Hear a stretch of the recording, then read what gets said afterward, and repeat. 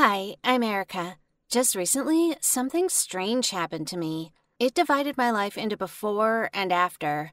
My closest and dearest people have suddenly become strangers to me, and I can't do anything about it. You want to know what happened to me? Then make sure you watch this video till the end. My parents are extreme sports fans. Since I was a kid, my parents have been teaching me roller skating, downhill skiing, and even snowboarding. Perhaps that's why I couldn't imagine my life without snow and mountains, and I look forward to winter and snowfall every year.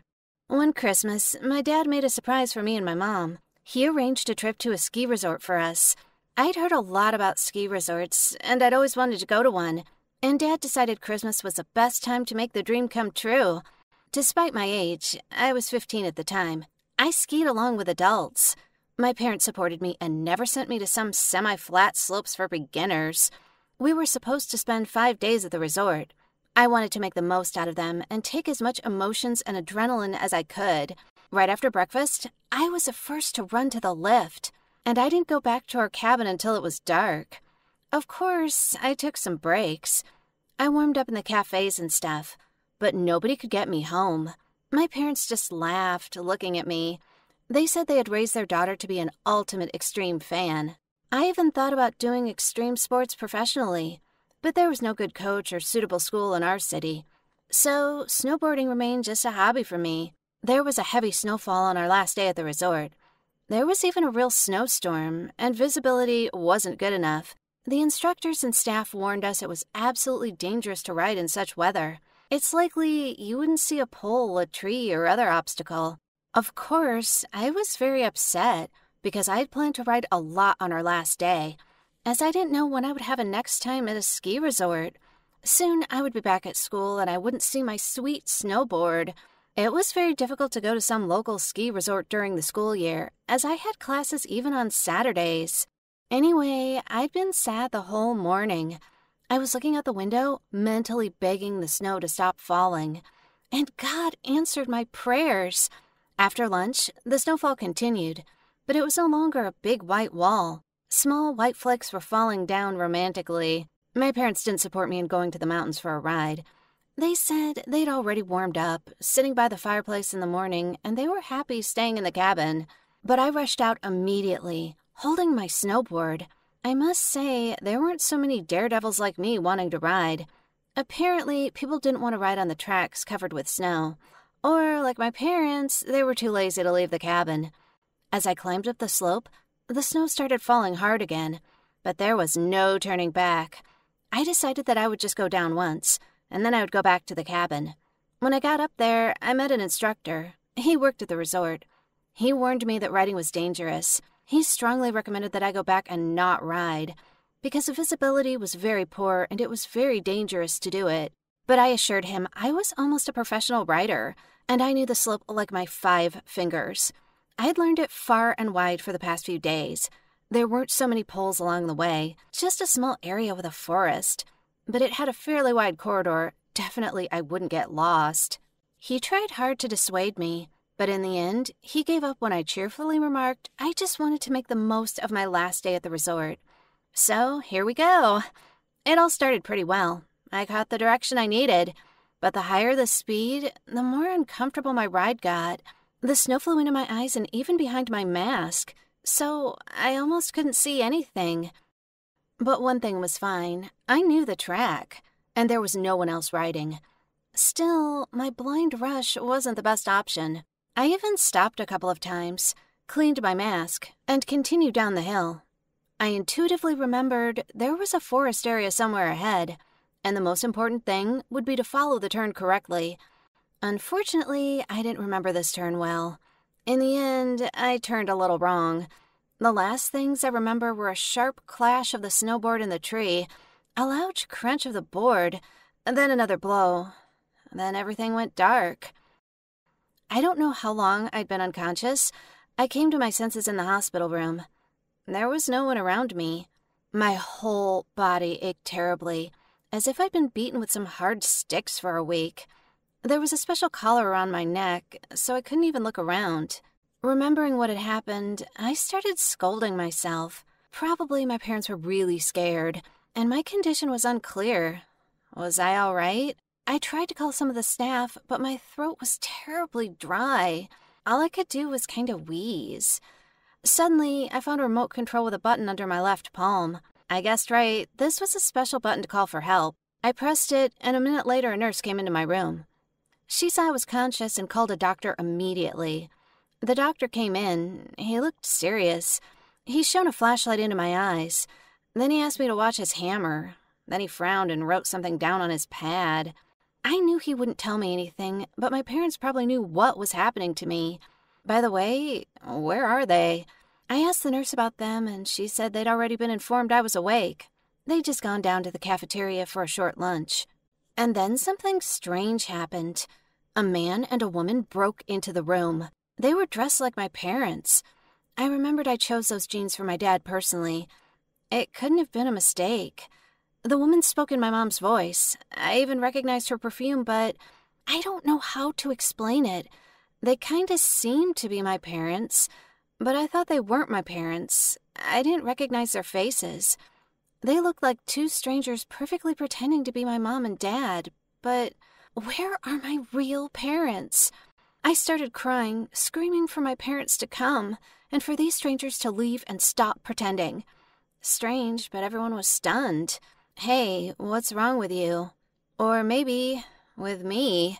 The doctor asked me if I remembered my name, my parents' names, how old I was, and where I was studying. But his questions only irritated and angered me even more. I didn't lose my memory or go crazy.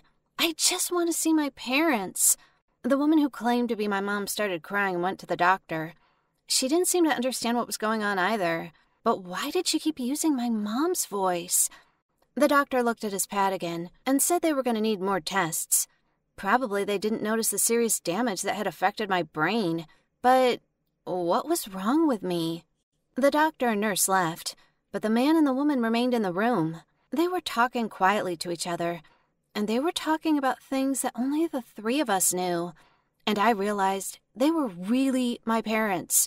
Their voices, their intonations. I called my mom. Apparently, she wasn't expecting it. She started up, came up to look at me, and took me by the hand. And then I burst into tears again, because I wouldn't confuse my mom's hands with anyone else's. But why didn't I recognize their faces? My mom told me I was very lucky. They found me quite quickly. It turned out the guy who warned me about the danger still couldn't get me, and went after me because he understood anything can happen in such weather. He found me, called for emergency services and for an ambulance. So I was in the hospital in less than half an hour. Fortunately, my injuries were healable. I had a broken leg, a slightly damaged neck, and a slight brain concussion. Apparently, the last injury made this weird thing happen to me. Soon, the nurse came back, but this time it was a different one. Or the same one. I was surprised to realize I didn't remember the nurse's face. So she took me in a wheelchair to the examinations. As I understood, they wanted to find out what was wrong with my head immediately. The doctor came to me during his rounds the next morning. It was the same man, or someone else. I don't remember. By the way, I still didn't recognize my parents. So the doctor started telling me my diagnosis. And it was prosopagnosia, or facial agnosia. It's a facial perception disorder when the patient loses the ability to recognize faces, but he still has the ability to recognize different objects. Most likely, this was caused by my brain concussion. My right lower occipital brain part was damaged. As a result, I got this disorder in my head. I had never known about such a disease, so it was difficult for me to imagine I became kinda mentally ill because I couldn't recognize my parents, and I didn't remember the faces of new people. And these facts only confirmed the doctor's diagnosis. I knew there was something wrong with me, but it was quite difficult for me to describe my disease. When I looked at people, I saw their faces and the parts of their face, eyes, lips, nose, ears, but I couldn't put it all together in a single puzzle and link it to a specific person. When the doctor asked me to remember what my parents looked like, I couldn't do it. And when they showed me a picture of our happy family, I didn't recognize anyone, not even myself. To say I was frightened is an understatement. How can I live now? All people look the same to me. I could walk down the street like this and not even recognize my aunt had just passed me by, for example. But hey, I couldn't even recognize my mom.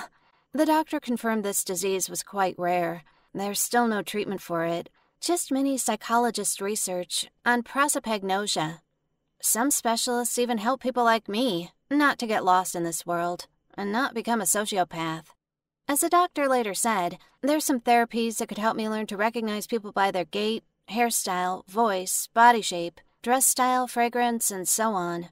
It wasn't difficult to learn about it, and even if it wasn't a perfect solution to the problem, the doctor said, according to the statistics, many patients have adapted to live like this, and they were okay. At that moment, it was difficult for me to understand what was going on. I didn't want to believe this happened to me. I couldn't imagine how I would return to school, where every person would be a stranger to me, even though I'd known some of them for more than 9 years. Anyway, I was in a severe depression for the first days. I was lucky while I was lying with a broken leg. I had enough time to think about everything and accept the inevitable. The easiest way was to start training on the medical staff. And here we go. After a couple of the observation days, I recognized the doctor who came to my room. He had a thick gold wedding ring, some funny tie with ridiculous prints, and he always had a strong coffee smell. There were always 2 nurses. One of them was a blonde young woman who always wore a medical uniform of an unusual lavender color, and the other one was older. She breathed heavily, spoke in a low voice, and there was a red thread on her wrist, the one they usually tie when making a wish. When I shared my observations with the doctor, he praised me, saying I quickly accepted the new rules of the game. I laughed, and he smiled. But when you have 5 people around you, it's easy. But what happens when I have 50 people around me, like at school? Can I find the individual features of each of them? I probably shouldn't say I was terribly worried before I went back to school. The day before, I asked my friend to come to me several times, so that I would remember her hair, the scent of her perfume, and the bright badges on her school uniform. I needed at least some support. But even though I was mentally preparing myself for what was going to happen, I was still shocked when a lot of strangers greeted me at school. They came up to me, asked me about my health and how my leg was, and I just smiled stupidly because I had no idea who the heck I was talking to.